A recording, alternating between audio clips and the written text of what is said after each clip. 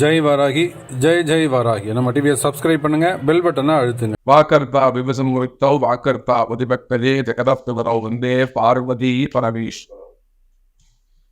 எல்லாமல்ல அம்மையப்பனாக விளங்கக்கூடிய மீனாட்சி விலாசமீத சுந்தரேஸ்வர பெருமானுடைய திருவடிகளை வழங்கி இந்த நாயடியின் கனவிலும் நினைவிலும் நித்தம் நித்தம் உதவி செய்யக்கூடிய என்னுடைய உபாசனை தேவதை ஸ்ரீ ஸ்ரீ வாராகி அம்பாளுடைய வாரதிகளையும் என்னுடைய பொருளாதாரையும் வழங்கி உலகம் முழுவதும் வாழக்கூடிய என் அன்பு பக்தர்களே, உங்கள் அனைவருக்கும் உங்கள் தாம்பாள் ஸ்ரீ வாராகி ஈசனேசன் சுவாமிகளுடைய ராசிகள் வாழ்த்துக்கள். ஜெய் வாராகி, ஜெய் ஜெய் பாராகி. அன்பு பக்தர்களே, சுபமுகூர்த்த நாட்கள் நம்மளுடைய வாழ்க்கையில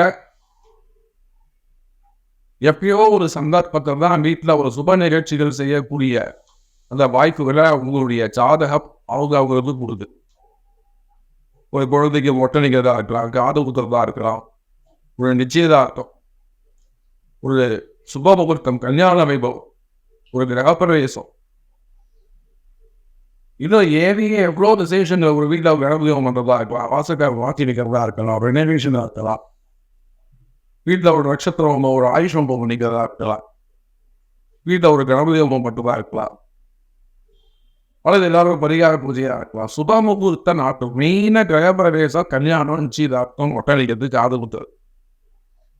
இல்லை, சுப முகூர்த்த நாட்களை பொறுத்தவரை மக்கள் என்ன செய்யறாங்கன்னா, என்ன தப்பு பண்றீங்கன்னா, காலண்டரில் பார்த்துக்க வேண்டியது, அன்னைக்கு தாலி போட்டிருக்கா, இன்னைக்கு சுப முகூர்த்த நாட்களும் போட்டிருக்கா, உங்களுக்கு வச்சுக்க வேண்டியதா வச்சுக்கோங்க, அவளையும் செஞ்சுக்க.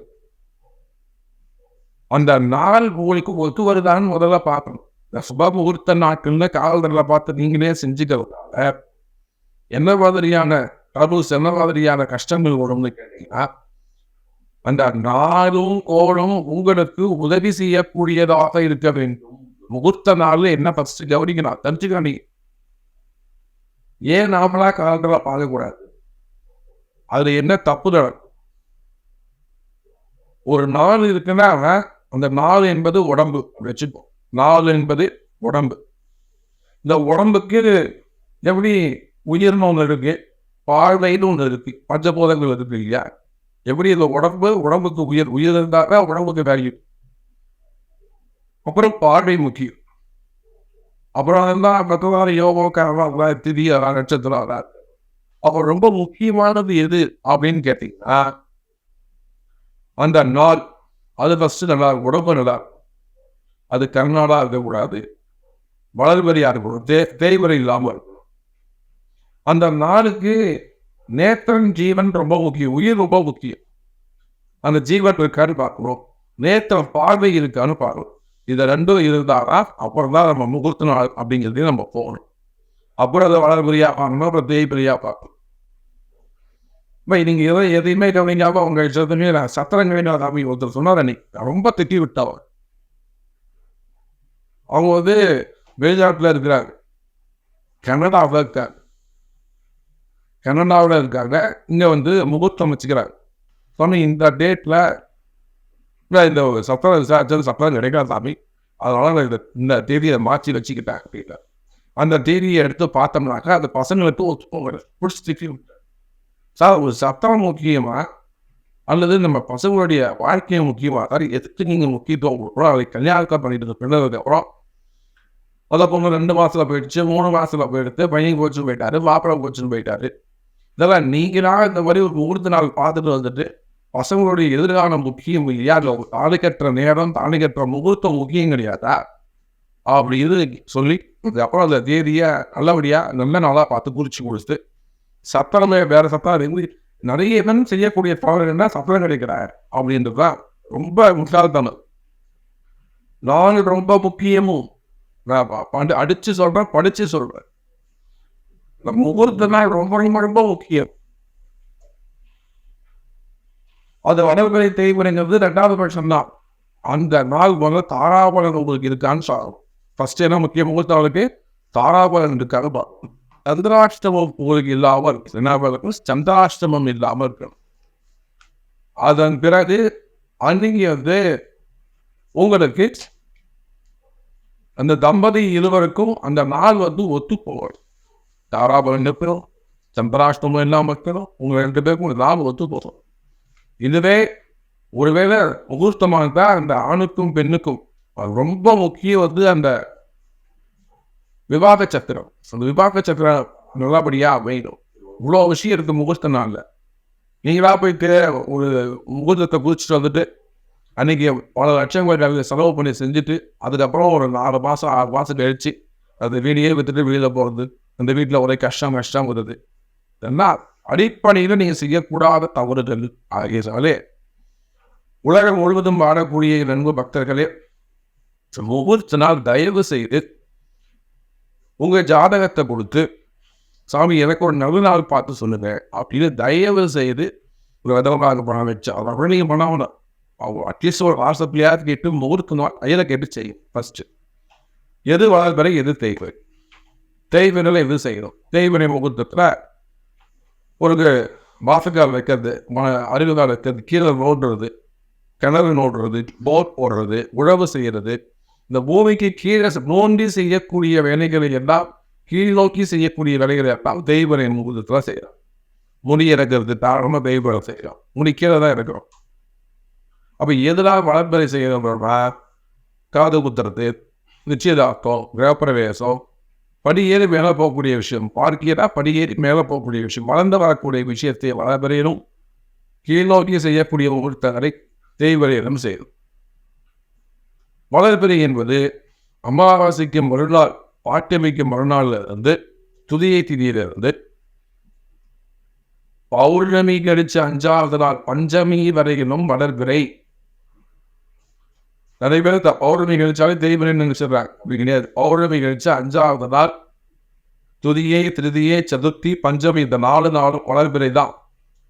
அப்போ பௌர்ணமி கழிச்சு 6வது நாள் இந்த தேய்வரை சஷ்டியிலிருந்து தான் உங்களுக்கு தேய்வரை கணக்கு. அதே போல அமாவாசைக்கு 2வது நாள் துதியிலிருந்தே வளர்பிறை கணக்கு தான். அந்த ஃபர்ஸ்ட் இந்த வளர்பிறை கணக்கை புரிச்சுக்கோங்க. அதே போல தேய்வரை கணக்கை புரிச்சுக்கோங்க. அப்போ இந்த மாசத்துல முகூர்த்த நாள் எப்போ வருது அப்படிங்கிறத பார்க்கும்பொழுது உங்க ஜாதகம் ரொம்ப முக்கியம். அட்லீஸ்ட் உங்க நட்சத்திரம் ரொம்ப முக்கியம். நானே பார்த்தேன் அந்த காலண்டர்ல குறிப்பிட்ட காலண்டர் சொல்ல வேண்டியது. அந்த காலண்டர்ல நம்ம பேர் சொல்லக்கூடாது. அந்த காலத்தில் முகூர்த்த நாள் போட்டிருக்க சாமி அப்படின்னு சொல்லி தயவு செஞ்சு பண்ணாரு. பசங்களுடைய யாரை உட்காந்து செஞ்சுட்டு வாங்கணும், அந்த இடம் அந்த இடம் யார் பேர்ல இருக்குன்னு பார்க்கணும். அது எந்த பக்கம் பார்த்த வாசப்படின்னு பார்க்கணும். சுக்கரன் எதிர்த்து இருக்கான்னு பார்க்கணும். கிழக்கு உயர்க்கு வாசப்படி இருந்ததுன்னா சுக்கரனை கண்டிப்பா நீங்க பார்க்கணும். வெள்ளி எதிர்த்து இருக்கான்னு பார்க்கணும். நீங்க யார் பார்க்குறீங்க அதெல்லாம். அப்போ சுக்கரன் நீங்க கிழக்கு மேற்கு மட்டும்தான் அது பொருந்தும். வடக்கு தெரிஞ்சு அது பொருந்தா. நம்ம கிரகப்பிரவேசம் அமைக்கும் போது எந்த பக்கம் பார்த்த வாசப்படின்னு பார்க்கணும். அதே போல உட்காந்து யார் பூஜை பண்றாங்களோ முறையாகிறாங்களோ அவங்களுக்கான நட்சத்திரங்கள் என்ன பார்க்கணும். அப்புறம் அந்த வீட்டுக்கு என்ன மாதிரி ஆகும், நம்ம பூஜைகள் செய்யணும் அப்படிங்கிறது அதை வச்சுதான் நீங்க முடிவு. சரியா முறையே இந்த வாரத்திற்காக முகூர்த்த நாட்கள் எப்படி இருக்கு, எத்தனை முகூர்த்த நாட்கள் இருக்கு, வளர்பிறை முகூர்த்த நாட்கள் எத்தனை இருக்கு, தேய்வரை முகூர்த்த நாட்கள் எத்தனை இருக்கு அப்படிங்கிறத நம்ம பார்ப்போம். நான் சொன்ன விஷயங்கள் எல்லாம் அந்த டிப்ஸ் எல்லாம் மனசில் வச்சுக்கோங்க. உங்களுக்கு சந்தேகம் இருக்குமே ஆனால் தாராளமாக நீங்கள் கமெண்ட் பாக்ஸில் போடுங்க. அப்படிங்கன்னா அந்த ஃபோன் நம்பர் நோட் பண்ணிக்கோங்க. உங்களுக்கு என்ன உதவி வேணுமோ சொல்லுங்க, நிச்சயமாக செய்து கொடுக்குறோம். அதே போல் பூஜைகளை பொறுத்தவரைக்கும் கொஞ்சம் முன்கூட்டியே சொன்னீங்கன்னாக்கா பூஜைகளையும் சிறப்பான ஒரு நிச்சயதார்த்தமாகட்டும், திருமணங்கள், திருமண வைபவங்கள், பிரவேசங்கள் கைராசியான முறையில் அதே அற்புதமான முறையில் கும்பாபிஷேகங்கள் இருந்து எல்லாமே கடை பூச்சிகள், கம்பெனி பூச்சிகள் எல்லாமே கொடுத்து அதே அற்புதமாக செஞ்சு கொடுப்போம். உலகம் முழுவதும் போயிட்டு வரோம். அப்படியே விடாதீங்க. ஸோ இந்த மாதத்திற்கான சுபமுகூர்த்த நாட்கள் எது அப்படின்னு பார்க்கலாம். இந்த 2024 டிசம்பர் மாதம், இந்த டிசம்பர் மாதம் முகூர்த்த நாட்களை பார்க்கலாம். முதல்ல கார்த்திகை 20. இந்த கார்த்திகை 20 வியாழக்கிழமை டிசம்பர் 5, 2024. கார்த்திகை 20 வியாழக்கிழமை டிசம்பர் 5, 2024. உத்திராட நட்சத்திரம், சதுர்த்தி திதி, சித்த யோகம்.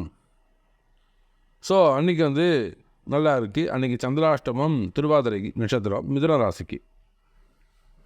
அடுத்ததாக கார்த்திகை 27 அதே வியாழக்கிழமை 12/12/2024 அஸ்வினி நட்சத்திரம் திரையோதசி பிரதோஷம் அன்னைக்கு அமிர்த யோகம்.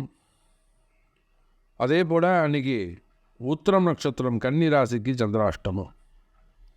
கடைசி முகூர்த்தம் 2024 கடைசி முகூர்த்தம் கார்த்திகை 30 ஞாயிற்றுக்கிழமை. ஓஹோன்னு இருக்க போது அதுதான்.